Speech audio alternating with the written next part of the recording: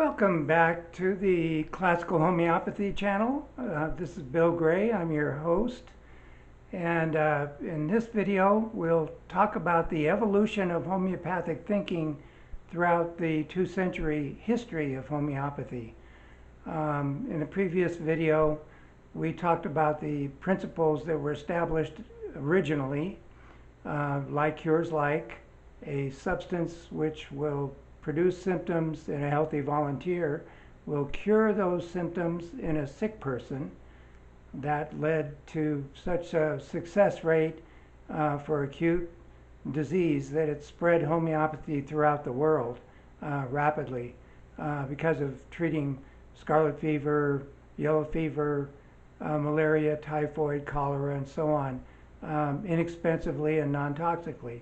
Second principle was, as discussed in the previous video, the idea of potentization, where you take the substance, put it in solution, and pound it, dilute it, pound that, dilute that, pound that, dilute that, till there's literally no molecule left of the original thing, which in our science video, we explained the physics behind that, that it's energy in nanoclusters that by resonance stimulate the body to heal itself. And then we also discussed the laws of cure, by which we are able to differentiate as we go forward in our treatment, whether we're suppressing symptoms, maybe to the detriment of the patient in the long run, in the holistic sense, versus cure, moving them towards cure by the laws of cure. So those are the basic principles. Homeopathy being an empirical science, we are always observing, and we observe patterns in the clinical relationship. We see that we notice patterns, like people who respond to a certain remedy in a certain way will tend to have a similar kind of personality. I used an example of rust toxicodendron, which is poison oak, which in the provings in the volunteers, they would get the skin rashes and the joint pains and so on, that was characterized by stiffness. And we noticed also the cured cases, the personalities of those people tended to be held back, reserved, stiff, you could say, focused on one fixed ideas, kind of dogmatic, you might say. And they're slow to respond in conversation, in social situations, even environmental situations. So the theme of stiffness runs through the physical and the personality of the person.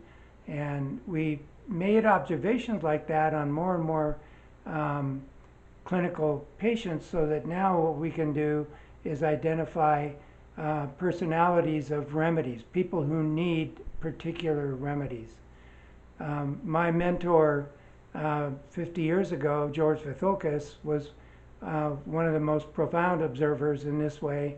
He not only noticed the personalities of people, but he dug further inside and discovered the kind of essence of the way in which these people interact in their world, how they view their world, how they view their stresses, and what their real goals are, what the filters are that they use to interact in their life circumstances. He called those essences, and they were a very lively image of the human nature of a person, which was much more exciting as a homeopath than just the cataloging of symptoms in a database the way we used to have it.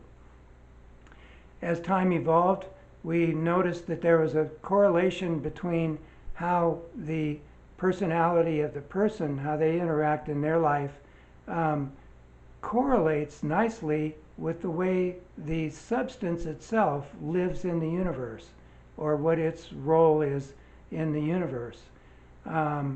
And so we started paying more and more attention to the various kingdoms of nature, the minerals, the plants, the animals, even the microbes, and so on, it turns out that the people who need those remedies have identifiable personality traits about how they interact.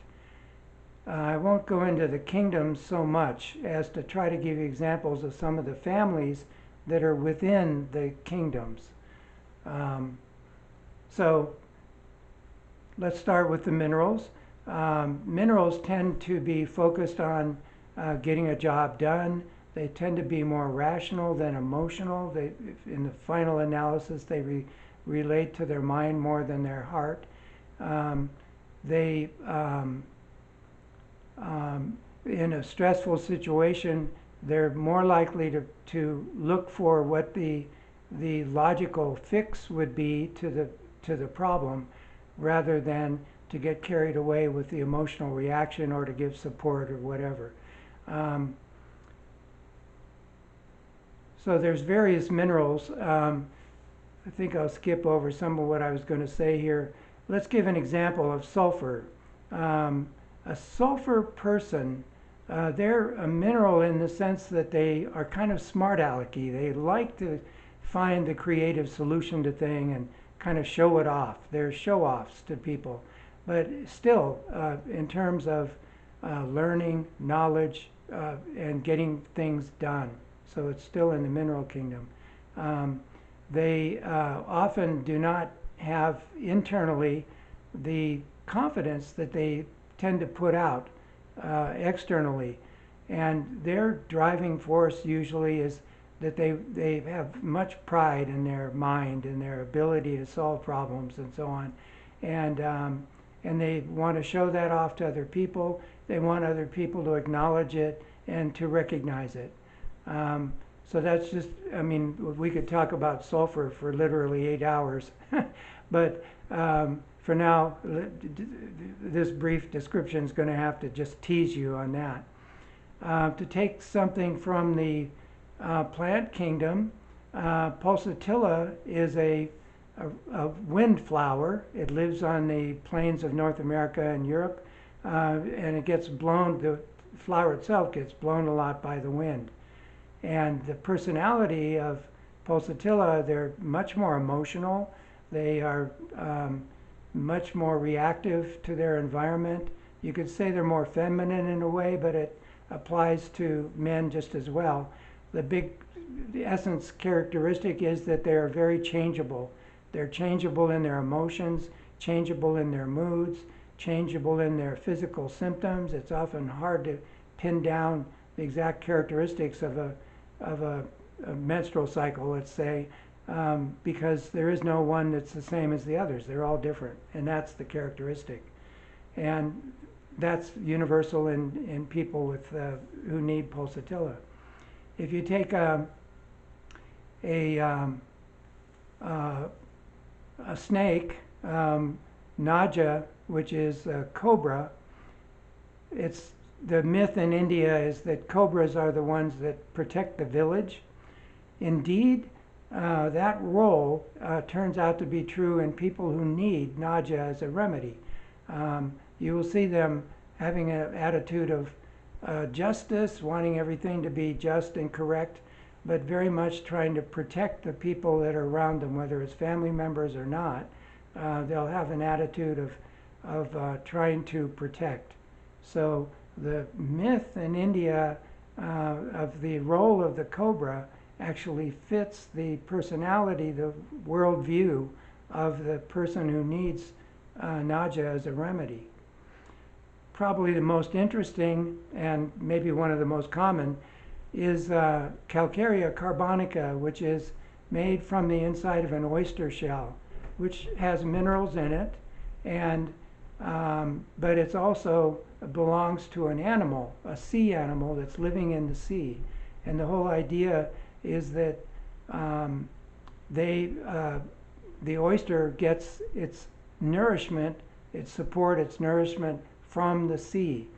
The human version of the oyster, or Calcarea carbonica, the oyster shell, the human version is very much family oriented, sometimes community oriented, but very much they're always looking for support. They see the environment of family or community as being supportive. That's its value to them.